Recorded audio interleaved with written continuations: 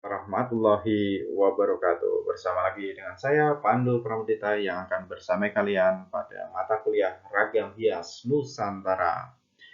Bagaimana kabar kalian? Semoga dalam keadaan sehat walafiat dan dalam perlindungan Allah Subhanahu wa Ta'ala. Kali ini saya akan membahas mengenai ragam hias pada wayang kulit Purwa. Jadi, wayang kulit ini banyak jenisnya ya. Purwa itu diartikan sebagai awal ya. Jadi cerita-cerita awal atau leluhur, yaitu tentang kisah atau epos Ramayana dan Mahabharata. Kemudian ada wayang kulit Madya. Madya merujuk pada kata pertengahan ya. Jadi masa-masa pertengahan, yaitu masa-masa raja-raja Jawa yang terdahulu. Maka wayang kulit Madya ini dikisahkan mengenai panji-panji atau kisah-kisah raja terdahulu. Kemudian wayang kulit Wasono. Wayang kulit Wasono itu adalah masa-masa akhir ya. Masa-masa akhir itu maksudnya adalah masa akhir-akhir kerajaan yang seputar kerajaan Pajang dan kerajaan Mataram yang dirangkum pada wayang kulit Gedog gitu ya. Tapi wayang kulit Wasono itu masih banyak lagi jenisnya. Tidak hanya wayang kulit Gedog, ada juga wayang Krucil, kemudian ada wayang Duporo, ada wayang Pancasila, ada wayang Revolusi, ada wayang Sadat, ada wayang Wahyu, ada wayang Kancil, dan lain sebagainya. Sangat banyak sekali wayang kulit perkembangan pada wayang kulit Wasono ini ya. Oke. Oke, sebelum kita membahas ragam hias pada wayang kulit Purwa, lebih baik alangkah baiknya kita membahas terlebih dahulu sejarah perkembangan rupa wayang kulit Purwa. Jadi pada masa kerajaan Kediri, wayang dilukis pada daun lontar, maka disebut sebagai wayang rontal. Gitu ya. Rontal itu ya dari kata lontar itu tadi ya, karena menjadi media menggambar wayang disebut rontal. Kemudian pelukisan wayang rontal ini berada pada masa kerajaan Jayabaya. Ya. Kemudian bentuk wayang diperbarui dengan menggunakan media kertas deluwang pada masa kerajaan Jenggolo. Pada masa kerajaan Majapahit, wayang yang digambar di kertas deluwang disempurnakan dengan diberi batas di bagian tepi yang berfungsi sebagai penggulung kertas, yang kemudian disebut sebagai wayang beber. Ya. Kemudian pada masa kerajaan Demak, wayang diperbarui lagi dengan mengubah bentuk-bentuk alamiah manusianya dan beberapa alamiah hewan dengan dipisahkan per tokoh serta dibuat menggunakan kulit kerbau sehingga dikenal dengan nama wayang kulit. Jadi sebelum kerajaan Demak ini, wayang itu masih dalam satu gambar ya, menjadi satu lukisan. Tokoh-tokohnya itu tidak dipisahkan satu persatu. Nah, pada masa Demak kemudian tokohnya itu dipisahkan satu persatu. Adapun istilah Purwa merujuk pada kisah terdahulu, yaitu telah menjadi dasar cerita pada masa kerajaan Kediri.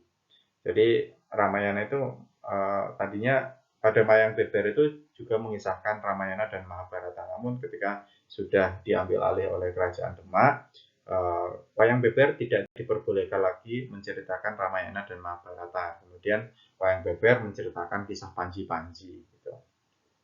Dalam serat Babat Tanah Jawa dikisahkan bahwa Prabu Jayabaya yang menjadi asal-usul raja di Tanah Jawa ini merupakan keturunan dari Pandawa yang terdapat pada kisah Mahabharata. Gitu. Jadi dari Bathara Guru itu memiliki 5 putra, 2 diantaranya itu Bathara Wisnu, yang satunya adalah Bathara Bromo. Dari Bathara Wisnu itu berkembanglah kisah Ramayana, sedangkan dari Bathara Bromo kemudian berkembanglah kisah Mahabharata. Dari Mahabharata setelah perang besar Baratayuda, hanya cucu Pandhawa yang masih hidup adalah Parikesit. Nah, Parikesit kemudian beranak meranak salah satu keturunannya adalah Jayabaya, dan kemudian Jayabaya menurunkan keturunannya di daerah Jawa ini. Kemudian muncul Kerajaan Kediri, kemudian ada Majapahit, kemudian ada Demak, ada Pajang, ada Mataram. Gitu. Oke. Mari kita masuk pada ragam hias dalam wayang kulit Purwa. Berikutnya akan saya paparkan identifikasi ragam hias pada wayang kulit. Di sini akan saya bagi dua bagian identifikasi. Yang pertama itu identifikasi pada tokoh atau karakter tokoh atau figur, ya. Yang kedua itu identifikasi pada kayon atau gunungan. Oke, kita masuk pada identifikasi karakter tokoh wayang kulit. Di sini yang saya contohkan itu tokoh Gatot Kaca, ya. Jadi kalian bisa mengeksplorasi pada tokoh-tokoh yang lain, ya. Ini hanya sebagai contoh saja, karena di setiap tokoh itu sangat dimungkinkan untuk terjadi perbedaan ragam hias yang ada atau yang dipakai, gitu. Di sini ada dua hal yang perlu kalian ketahui. Yang pertama adalah tubuh. Nah, tubuh yang terdapat pada wayang, meskipun terjadi penggayaan seperti stilasi ataupun distorsi, ya, atau memperpanjang ukuran tubuh, ini bukan termasuk ragam hias. Yang termasuk pada ragam hias adalah aksesoris atau busana yang dikenakan pada wayang kulit tersebut, gitu. Nah, di sini saya bagi menjadi 3 bagian untuk mempermudah saja. Yang pertama adalah bagian atas, yaitu dari leher ke atas, ya, leher kepala itu termasuk ada aksesoris bagian kepala ini, telinga dan sebagainya. Dan kemudian bagian tengah itu ada badan dan kaki, dan bagian bawah itu aksesoris yang dikenakan pada kaki atau palmahan. Tengah itu maksud saya badan dan tangan, ya. Oke, yang pada bagian pertama yaitu bagian atas. Itu yang pertama adalah ada yang disebut sebagai gelung. Nah, pada dasarnya ini gelung ini adalah rambut, bukan aksesoris, ya. Rambut itu gelung, tapi pada waktu ini diadaptasi pada wayang orang, ya, wayang wong, itu menjadi aksesoris. Pada dasarnya ini adalah rambut. Nah, rambut saya menggunakan laser dulu. Nah, ini rambutnya, rambut yang distilasi secara spiral, ya. Dan pada dasarnya ini lebih ke tubuh, ya, bagian tubuh daripada ini sebagai aksesoris, ya. Tapi ini hanya saya contohkan saja. Oke. Kemudian jamang. Jamang itu mahkota ini, ya. Nah, jamang ini geometris tumpal, ya, segitiga bergerigi gini, ya. Tapi juga diselingi atau diisi juga dengan motif-motif tumbuhan atau motif alamiahnya itu motif tumbuhan. Kemudian di rambut ini ada ikat rambut yang disebut sebagai gelapan, ya. Gelapan itu adalah ikat rambut yang berwujud Garuda. Nah, Garuda ini digayakan secara deformasi atau hanya kepalanya saja, ya. Deformasi itu kan perwakilan, ya. Ini hanya kepalanya saja yang digambarkan. Disebut sebagai Garuda Mungkur. Nah, kenapa disebut sebagai Garuda Mungkur? Yang pertama, Garuda itu adalah kepala Garuda. Mungkur itu adalah membelakangi. Artinya arah hadap dari kepala Garuda itu membelakangi dari arah hadap si tokoh. Nah, gitu, ya. Ini ke depan dan ini ke belakang, ya.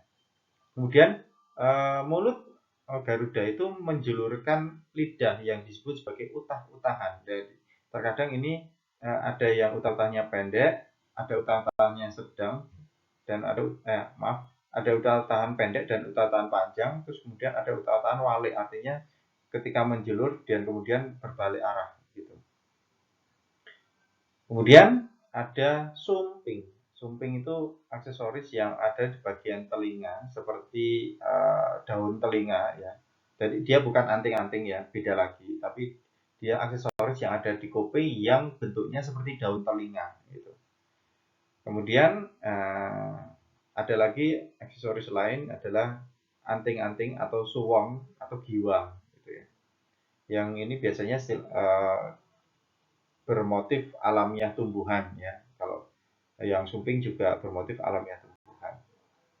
8 bermotif alamiah makhluk mitologis ya, dengan sifat deformasi. Yang tumbuh-tumbuhan ini sifatnya stilasi. Tumbuhan dikatakan distorsi ya, kadang-kadang panjang, kadang-kadang pendek kalau tumbuhannya. Jadi panjangnya tumbuhan itu tidak bisa dikatakan distorsi. Jadi tumbuhan bisa memanjang aja gitu. Kemudian bagian tengah ada aksesoris bagian badan. Bagian badan itu yang pertama ada kalung nih. Kalung itu bermotif alamiah tumbuhan. Ya, di sini kebetulan jenis kalungnya adalah jenis kalung ulur-ulur yang digunakan ini Gatot Kaca ini, ya, bermotif tumbuhan, khususnya ini bunga dan daunnya. Ya. Kemudian ada peraba, peraba ini yang ada di belakang yang dikenakan tokoh yang ada di belakang ini. Nah, ini bukan sayap ya, bukan digunakan yang difungsikan sebagai terbang, bukan ya. Meskipun Gatot Kaca bisa terbang itu bukan berarti peraba itu digunakan untuk terbang, bukan. Nah, peraba itu adalah simbol dari seorang raja ya. Jadi seorang raja itu pasti menggunakan ditandai dengan penggunaan peraba ini. Ya. Tapi ada satu-satunya wayang yang dia sebagai raja tapi tidak menggunakan peraba, yaitu bukan satu-satunya juga sih. Tapi yang paling terlihat adalah Yudhistira. Gitu ya. Yudhistira atau Puntadewa, itu Raja Amarta, kakak tertua dari Pendawa ya. Saudara pertama dari Pendawa itu adalah Yudhistira, yang tidak, dia raja yang tidak menggunakan peraba. Nah, ini Gatot Kaca itu menggunakan peraba karena dia adalah raja dari Pringgondani gitu. Kemudian beralih ke tangan, di bagian lengan itu ada kelat bahu. Nah, kelat bahu di sini yang digunakan adalah naga rangrang. Naga rangrang yang itu bermotif alamiah makhluk mitologis yaitu naga ya. Naga yang menjulurkan lidah ini. Ada beberapa karakter yang memiliki kelat bahu tersendiri seperti Bima atau Werkudara ini. Ayahnya dari Gatot Kaca ini dia menggunakan kelat bahu Candra Kirana ya. Kemudian di bagian pergelangan tangan itu menggunakan gelang. Nah, gelang di sini ada dua jenis secara sekaligus yang digunakan oleh Gatot Kaca. Yang pertama calung pringan yang seperti daun ini, berarti bermotif alamiah tumbuhan ya. Kemudian gelang kesatrian, artinya di sini ada bulat dan wajik ya. Wajik dan bulat itu simbolnya adalah kesatrian. Di sini lebih jelas lagi, tidak tertutup oleh garis ya. Dan kemudian menggunakan cincin. Ya, cincin terkadang sama antara satu tokoh dengan tokoh yang lainnya, yang dengan motif tumbuhan atau geometris bulat-bulat gitu, lingkaran-lingkaran gitu. Kemudian bagian bawah ini yang paling banyak ya, yang paling rumit. Yang pertama adalah paningset. Paningset itu adalah sabuk ya.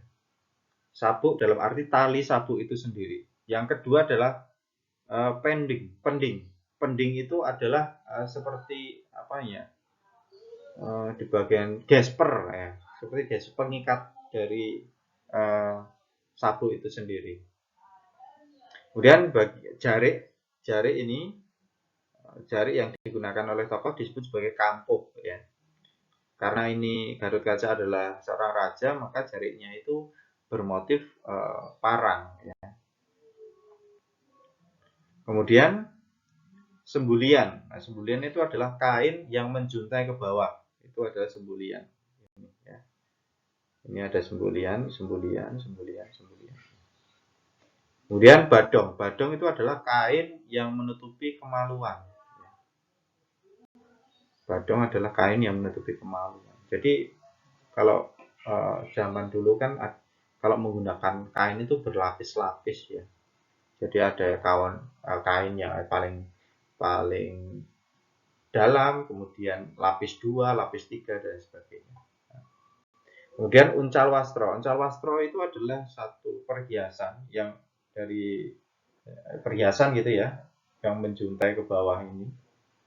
Tapi belum sampai menjuntai, jadi dia perhiasan yang ada di bawah gitu ya. Kemudian di uncal wastro itu yang di sini aja. Kemudian yang menjulur ke bawah itu disebut sebagai uncal kencana. Perhiasan atribut selanjutnya adalah celana. Celana. Kemudian yang paling bawah itu keroncongan. Keroncong itu adalah gelang kaki. Di sini juga naga mangrangrang yang digunakan oleh Gatot Kaca. Nah, perlu diperhatikan di sini di bagian bawah antara kaki tokoh itu disebut sebagai palemahan. Ya, biasanya berwarna merah. Ya. Di sini juga ada palemahannya ya, yang menghubungkan antara motif maaf ini atribut sembulian dengan palemahan ini. Nah, ini juga memiliki fungsi ya. Kalau dalam di awal itu kan fungsi ornamen atau ragam hias itu salah satunya adalah fungsi uh, konstruktif ya.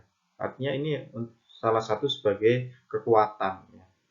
Kalau misalkan hanya kakinya saja seperti ini, itu kekuatannya kan hanya di sini ya. Untuk menguatkan wayang ini, figur wayang ini, maka dibuatlah sembulian itu untuk ini menopang di sini. Maka di sini seperti segitiga ya. Kemudian ini memperkuat topangan itu sendiri. Gitu.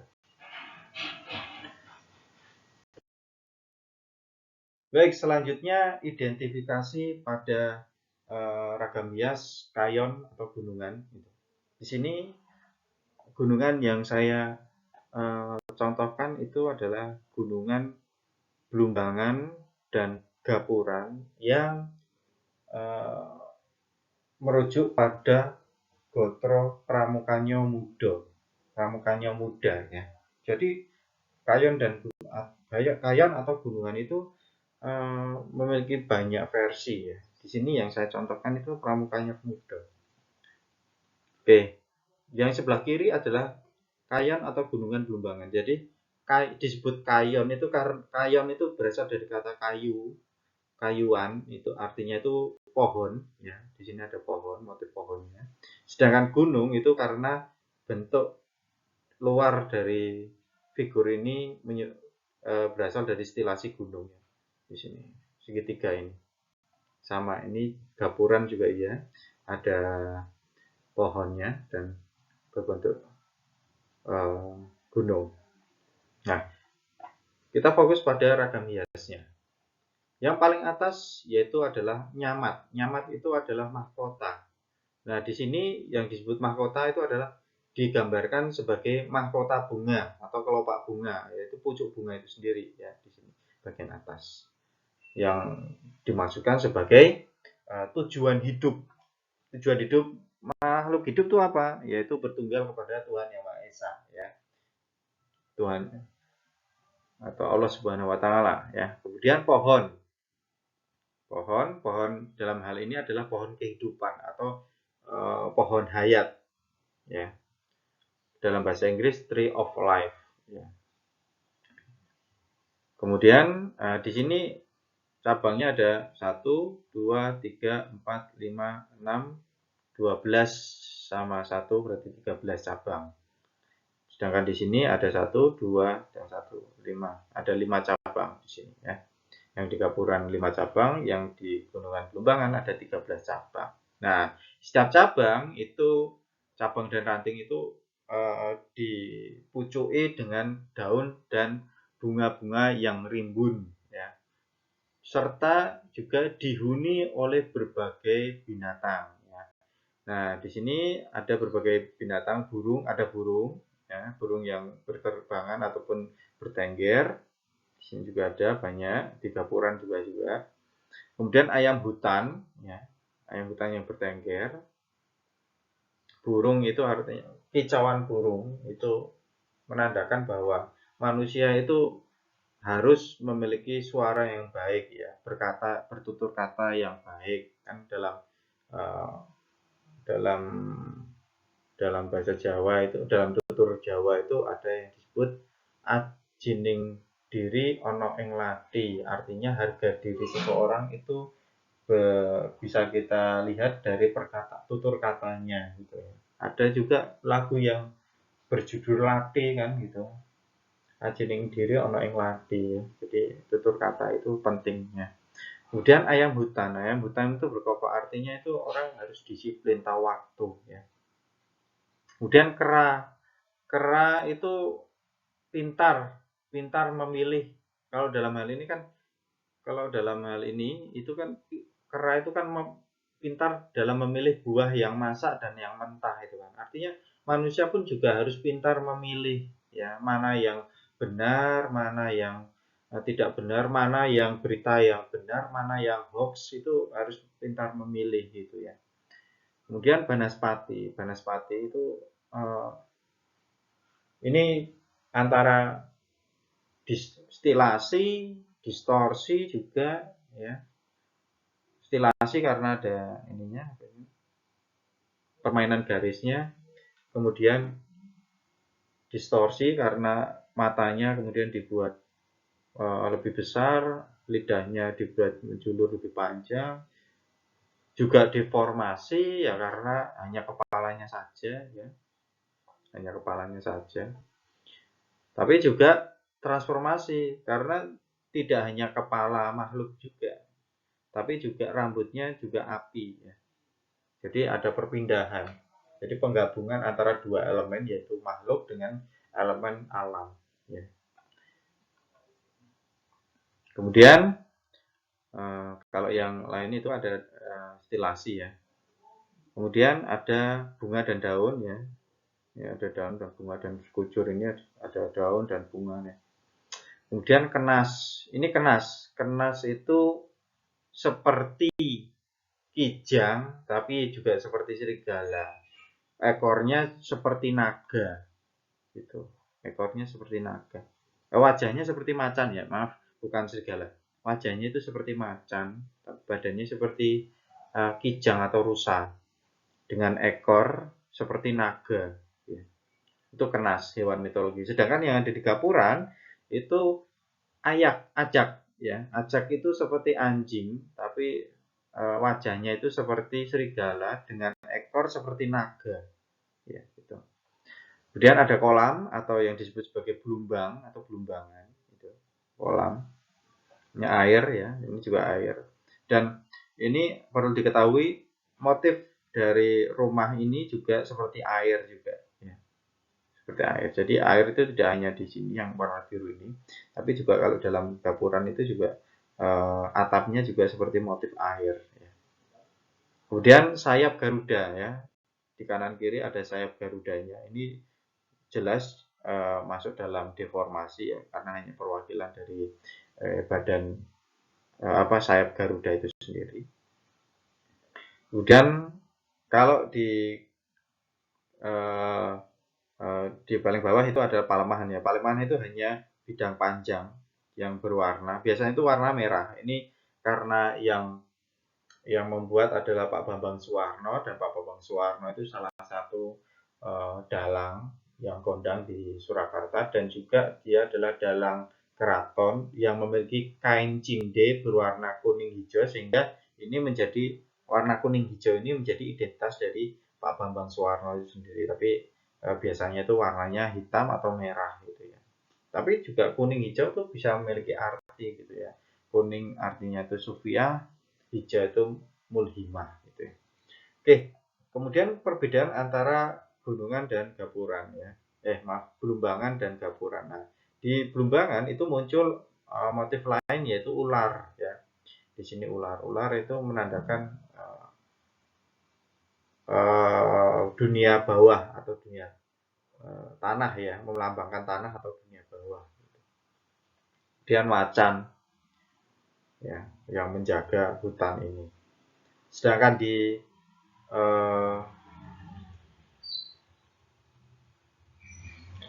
di Kayon Gapuran ini paling atas itu Bintulu. Bintulu itu adalah seperti Banaspati tapi matanya cuma satu. itu artinya adalah mata hati sebenarnya. Mata hati. Jadi sama dia seperti kepala raksasa, berambut api tapi bermata satu yang disebut Bintulu. Ini maksudnya itu mata hati atau hatinya hati yang kokoh ya, hati yang kokoh Bintulu. Kemudian Gapuran yang merujuk pada Gapura itu ya ada rumah atau joglo ya, atau pintu, gambar pintunya. Nah, pintu ini disebut sebagai Selomatangkep ya. Kemudian Gupolo atau Dworopolo ya. Di sini ada raksasa dua kembar. Sakembaran itu kembar tapi beda ya. Yang memegang pedang dan tameng gitu. Kemudian juga ada lantai di depan Gapura ini ada lantainya. Lantainya berundak 3 ya. Jadi gitu ragam bias yang ada pada kayon atau gunungan ya. Baik, demikian materi yang bisa saya sampaikan. Jika ada pertanyaan atau hal-hal yang kurang jelas bisa kalian sampaikan di kolom komentar atau di WhatsApp grup. Akhir kata, bila ada salah kata saya minta maaf. Wassalamualaikum warahmatullahi wabarakatuh.